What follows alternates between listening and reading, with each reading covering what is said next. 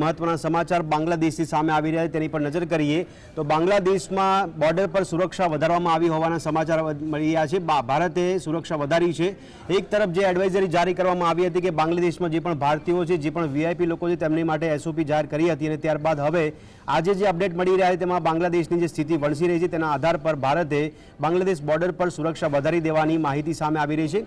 ત્યારે બાંગ્લાદેશમાં સેના અધ્યક્ષ દ્વારા પત્રકાર પરિષદ યોજવામાં આવી હતી। તેમણે જણાવ્યું કે પ્રદર્શનકારીઓની માંગ પર વિચાર કરવામાં આવશે અને શેખ હસીના જે બાંગ્લાદેશના વડાપ્રધાન છે તેમણે રાજીનામું આપ્યું હોય તેવા દાવા કરવામાં આવી રહ્યા છે। તેઓ ભારત તરફ પ્રયાણ કરતા હોય તેવો પણ દાવો કરવામાં આવ્યો છે।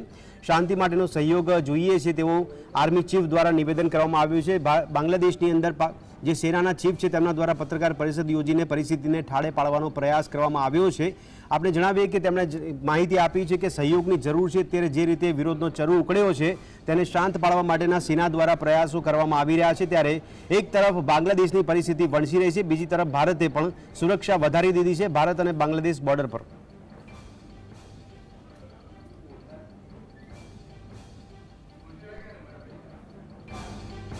તો દર્શક મિત્રો, આ જ સ્થિતિ અંગે વાત કરવા માટે અમારી સાથે જયદેવ જોશી જે રક્ષા વિશેષજ્ઞ છે તેઓ જોડાયા છે, તેમની સાથે વાત કરીશું। જયદેવભાઈ, આપનું જીએસટીવીમાં સ્વાગત છે। હેલો। હા, ધન્યવાદ।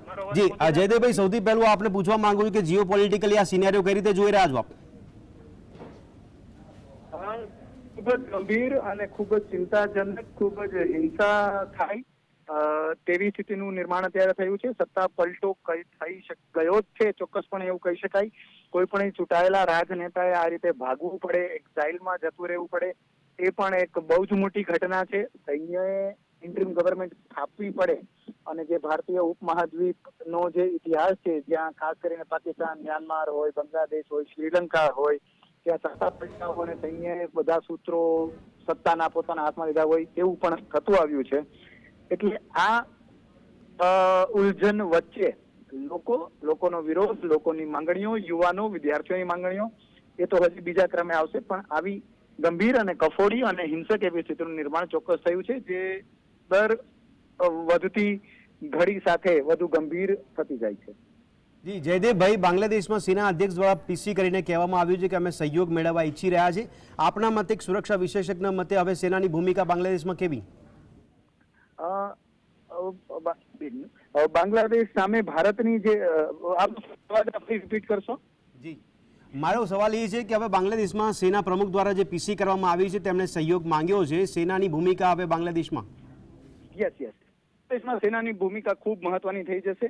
એટલા માટે પણ કે જુલાઈ મહિનાથી માંડીને અત્યાર સુધીમાં લગભગ 300 જેટલા લોકો મૃત્યુ પામ્યા છે અને આ 300 માંથી કેટલાય લોકો તો પોલીસના પણ લોકો રહ્યા છે, સિક્યોરિટી ફોર્સીસના લોકો રહ્યા છે। તો જો આ સિક્યોરિટી ફોર્સીસ અથવા પોલીસ અથવા એ પ્રકારના કોઈ પણ લોકોની વિરુદ્ધ પણ જો હિંસા થતી હોય તો એ સ્થિતિમાં આર્મીએ પણ બહુ બ્રુટલ એટલે કે બહુ આક્રમક અને ક્રૂર નથી થવાનું।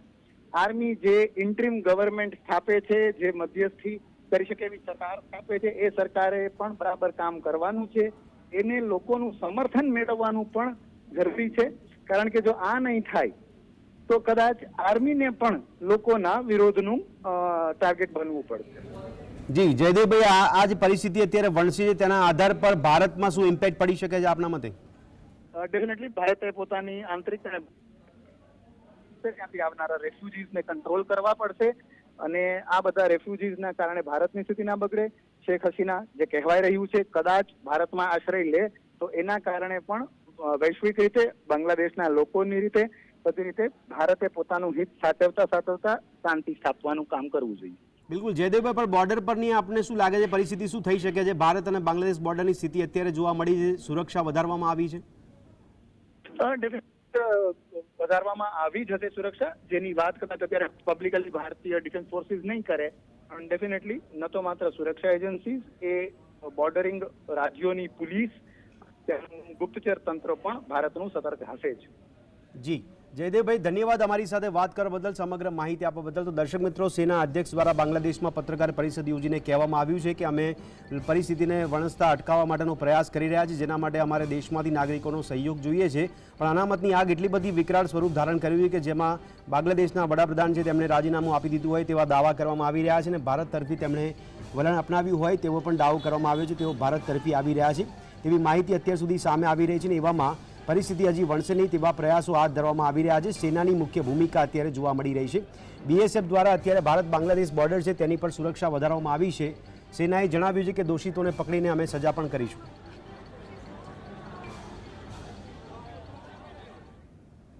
તો દર્શક મિત્રો, આ પરિસ્થિતિ અંગે અમારા સહયોગી હિના અમારી સાથે જોડાયા છે, તેમની પાસેથી માહિતી મેળવીશું. હિના, જણાવશું કે અત્યારે બાંગ્લાદેશની જે સ્થિતિ જોવા મળી રહી છે એવામાં રાજકીય સમીકરણો કેવા ગોઠવાઈ રહ્યા છે તેના વિશે ખાસ માહિતી આપશો.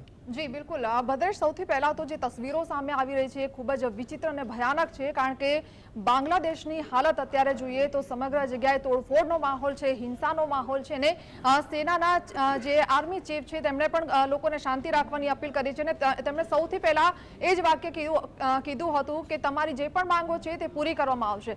હવે એક ચિત્ર એ પણ સ્પષ્ટ થઈ રહ્યું છે કે જ્યારે પ્રેસિડેન્ટ અહીંયાથી પોતાનું જે નિવાસ સ્થાન હોય છે તે છોડીને જાય છે ને ભારત તરફ એવું કહેવાય છે કે ભારત તરફ શરણ લઈ રહ્યા છે.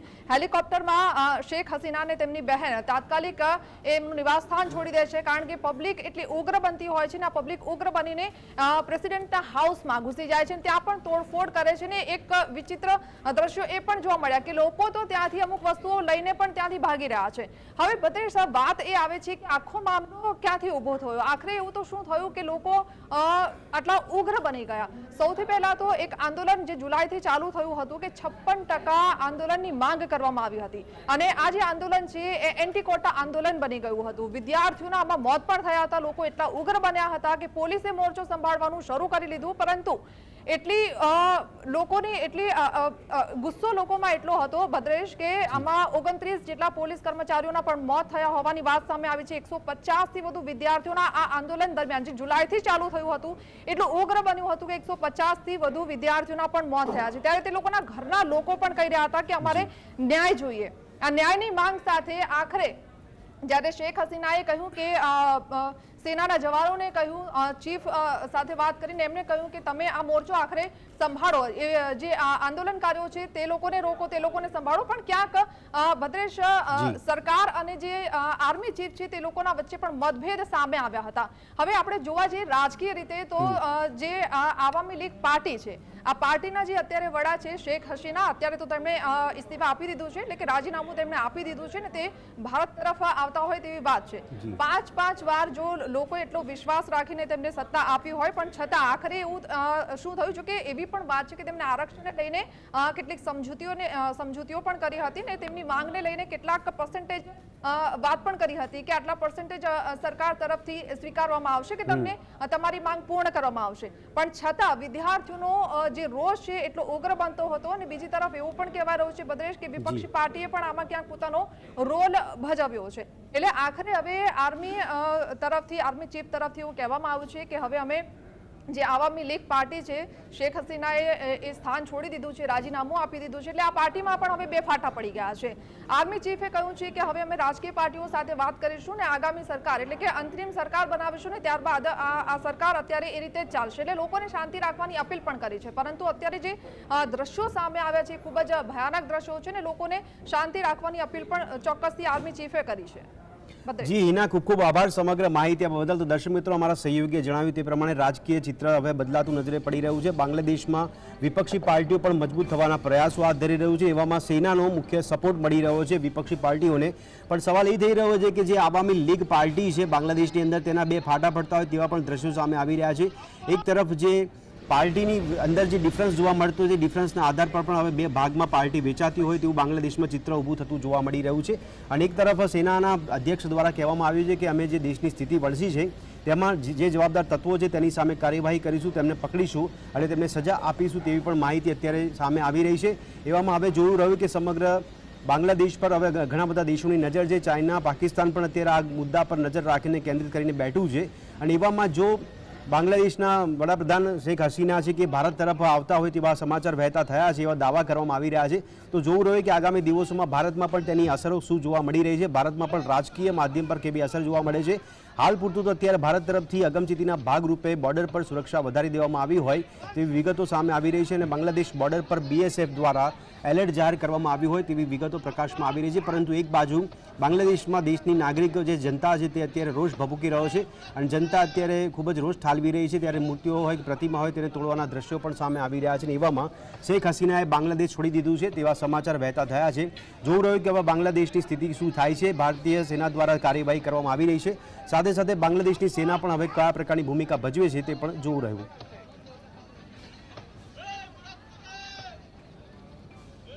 તો બાંગ્લાદેશની સ્થિતિ પર દરેક માહિતી અમે આપની સમક્ષ પહોંચાડતા રહીએ. ત્યારે હમણાં સુરક્ષા એક્સપર્ટ તરીકે જયદેવ જોશીએ જણાવ્યું તે મુજબ ભારતમાં પણ તેની અસરો પડી શકે છે. બાંગ્લાદેશમાં જે સ્થિતિ વણસી તેની અસરો હવે ભારતમાં પાકિસ્તાનમાં પણ જોવા મળી શકે છે.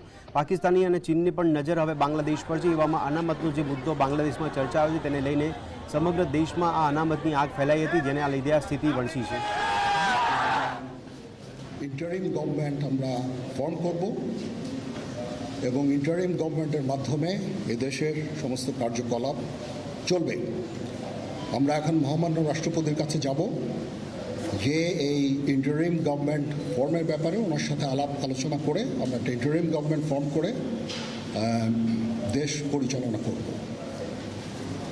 আমি আপনাদের কথা দিচ্ছি, সমস্ত হত্যা, সমস্ত অন্যায়ের বিচার আমরা করব। আপনারা সেনাবাহিনীর প্রতি আস্থা রাখেন, সশস্ত্র বাহিনীর প্রতি আস্থা রাখেন। আমি সমস্ত দায়িত্ব নিচ্ছি, আপনাদের জানমাল, এবং আপনাদেরকে আমি কথা দিচ্ছি যে আপনারা আশাহত হবেন না। ইনশাল্লাহ আপনাদের যত দাবি আছে সেই দাবিগুলো আমরা পূরণ করব এবং দেশে একটা শান্তি শৃঙ্খলা ফিরিয়ে নিয়ে আসব।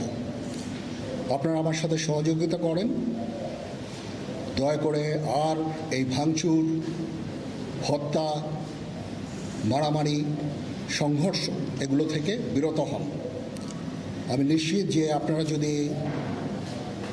আমার কথা মতো চলেন, আমাদের সাথে যদি একসাথে যদি কাজ করি আমরা, নিঃসন্দেহে আমরা একটা সুন্দর পরিণতির দিকে আমরা অগ্রসর হতে পারব।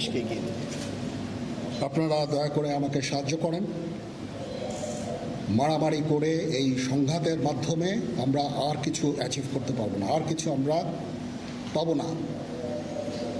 সুতরাং দয়া করে আপনারা সমস্ত ধ্বংসযজ্ঞ, সমস্ত অরাজকতা, সমস্ত সংঘর্ষ থেকে বিরত হন এবং ইনশাআল্লাহ আমরা সবাই মিলে একটা সুন্দর ভবিষ্যতের দিকে আমরা অগ্রসর হব।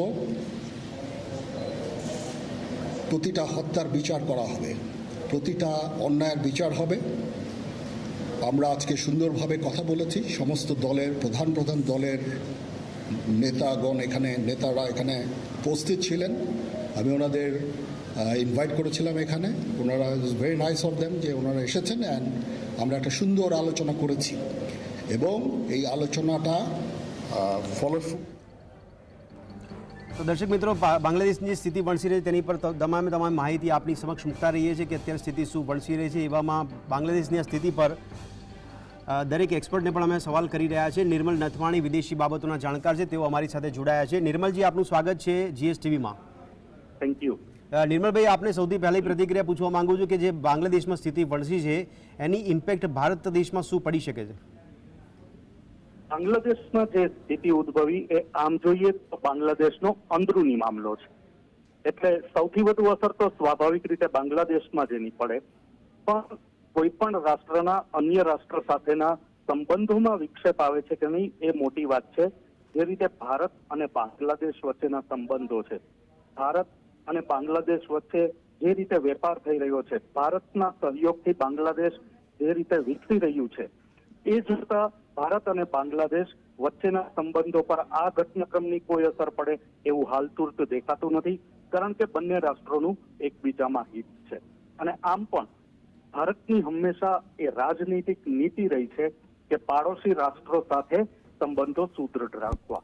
એકાદ પાડોશી રાષ્ટ્ર સિવાયના પાડોશી રાષ્ટ્રો સાથે ભારત હંમેશા જતું કરીને પણ ત્યાગ અને બલિદાનથી પણ, તમને એમ થશે કે બલિદાન શબ્દ શા માટે, શ્રીલંકામાં જે ઘટનાક્રમ બની એમાં ત્યાગ અને બલિદાન બંને હતા. તો ભારત એ રીતે અભિગમથી આગળ વધી રહ્યું છે. બાંગ્લાદેશ સાથેના એના સંબંધો યથાવત જળવાઈ રહેશે, સંબંધમાં કોઈ ફેરફાર થશે નહીં. હવે સેનાની ભૂમિકા વિશે આપ શું કહેશો, કારણ કે સેના અત્યારે સંપૂર્ણ સત્તાનું સુકાન સંભાળતી હોવા દ્રશ્યો સામે આવી રહ્યા છે બાંગ્લાદેશમાં? ખાસ કરીને જે નાના રાષ્ટ્રો છે એમાં હંમેશા સેનાનું પ્રભુત્વ રહેતું હોય તેવું જોવા મળ્યું છે. પછી એમાં આપણા નજીકના અન્ય પાડોશી રાષ્ટ્રો છે એનો પણ આપણે ઉલ્લેખ કરી શકીએ. આ જે રીતે બાંગ્લાદેશમાં ઘટનાક્રમ વિકસી રહ્યો હતો અને જે વિકરાળ સ્વરૂપ લઈ રહ્યો હતો એમાં સૈન્ય પણ ટૂંકું પડે જો આખા રાષ્ટ્રમાં જ આવો દાવાનળ ફાટી નીકળ્યો હતો. અને માટે અગમ અને સૈન્યએ શેખ હસીનાને 45 જ મિનિટમાં પદ પરથી ઉતરી જવા માટેની રજૂઆત કરી અને એના અનુસંધાને શેખ હસીના પણ પરિસ્થિતિ પામી ગઈ અને બહુ જ ટૂંકા ગાળામાં, સૈન્યની રજૂઆત બાદના બહુ ટૂંકા ગાળામાં તેઓ પોતાના પદ પરથી ઉતરી ગયા. એકંદરે હેતુ એ છે કે સૌ પ્રથમ તો બાંગ્લાદેશમાં શાંતિની સ્થાપના થાય, કારણ કે એક શંકા એ પણ સેવાઈ રહી છે કે ભલે વિદ્યાર્થીઓની ચળવળને કારણે આ આખો ઘટનાક્રમ કે હિંસાગ્રસ્ત સ્થિતિનું નિર્માણ થયું, પરંતુ હવે વિરોધ પક્ષો અને શેખ હસીનાને હટાવવા માંગતા કેટલાક પરિબળો એ પણ આ હિંસક ચળવળમાં સામેલ થયા છે અને પરિણામે હિંસા આગળ વધે એવી એક સ્થિતિનું નિર્માણ થયું છે. અને માટે બાંગ્લાદેશનો દોર સૈન્યએ સંભાળ્યો છે અને શેખ હસીના પદ પરથી ઉતરી ગયા છે. બિલકુલ. નિર્મલભાઈ, જે રીતે અત્યારે બાંગ્લાદેશની સ્થિતિ ઊભી થઈ છે એવામાં આપ વિદેશી બાબતોના જાણકાર છો. મારો સવાલ એ સંદર્ભમાં થઈ રહ્યો છે કે વૈશ્વિક ફલક પર આની ઇમ્પેક્ટ શું પડે છે? કયા કયા મુખ્ય દેશો આપને લાગે છે કે જે બાંગ્લાદેશ પર નજર મંડરાઈને બેઠા છે? વૈશ્વિક વિશ્વ અત્યંત ચકોર હોય છે. કોઈ પણ દેશમાં બનતી ઘટનાક્રમનું વિશ્લેષણ વૈશ્વિક દેશો સુધી તરત જ પહોંચી જતું હોય છે, કારણ કે કોઈ પણ દેશમાં વિશ્વના અન્ય તમામ દેશના રાજદ્વારીઓ હોય છે, પ્રતિનિધિઓ હોય છે અને તરત જ તે પોતાના રાષ્ટ્રના સત્તાધીશોને પરિસ્થિતિનો સંપૂર્ણ ચિતાર આપી દેતા હોય છે. અત્યારે બાંગ્લાદેશમાં જે હિંસક પ્રવૃત્તિઓ વધી રહી છે, અગાઉ ભલે વિદ્યાર્થીઓની ચળવળથી એની શરૂઆત થઈ, પણ હવે નિશ્ચિતપણે વિરોધ પક્ષો અને શેખ હસીનાના વિરોધીઓ તરફ એક નજર નાખવામાં આવી રહી છે અને તેઓ અત્યારે રડારમાં છે. એટલે વિશ્વના કોઈ દેશો બાંગ્લાદેશને અલગ દ્રષ્ટિથી જોતા થાય, વિશ્વના કોઈ દેશો બાંગ્લાદેશ સાથે સંબંધો કાપી નાખે, એવી કોઈ ઘટના આકાર લે એવું હાલતું લાગતું નથી. વિશ્વના દેશોની સંપૂર્ણપણે સહાનુભૂતિ બાંગ્લાદેશમાં સ્થિતિ પૂર્વવત થાય અને બાંગ્લાદેશ ફરીથી વિકાસ કૂચની યાત્રામાં જોડાય એના ઉપર હશે. સમગ્ર વિશ્વ સહાનુભૂતિ દાખવશે અને બાંગ્લાદેશને જે પણ રાજદ્વારી સહિતની મદદ જોતી હોય એ મદદ પૂરી પાડશે અને એ રીતે બાંગ્લાદેશમાં સ્થિતિ પૂર્વવત થાય એવા પગલાઓ વિશ્વ પણ લેશે. ચોક્કસ. નિર્મલભાઈ, ખૂબ ખૂબ આભાર અમારી સાથે જોડાવા બદલ, સમગ્ર વાત કરવા બદલ. તો દર્શક મિત્રો, નિર્મલ નથવાણી વિદેશી બાબતના જાણકાર જણાવી રહ્યા છે કે બાંગ્લાદેશમાં સેના દ્વારા જે મહત્વની ભૂમિકા ભજવી રહ્યું છે, તો સેના દ્વારા પરિસ્થિતિને જેટલી જલ્દીથી ઠાળવામાં આવે, જેટલી જલ્દી એ પરિસ્થિતિ પૂર્વવત થાય તેવા પ્રયાસો કરવામાં આવી રહ્યા છે. એમાં વિશ્વના ઘણા દેશો પણ તેને સહયોગ કરી શકે છે, આવી આશા તેમણે સેવી છે. ત્યારે જોવું રહ્યું કે હવે વૈશ્વિક ફલક પર જે રાજનીતિ રમાય છે, આ રાજનીતિની અંદર બાંગ્લાદેશ અને બાંગ્લાદેશનું અનામતનું આ પરિબળ કેટલું અસરકારક સાબિત થાય છે.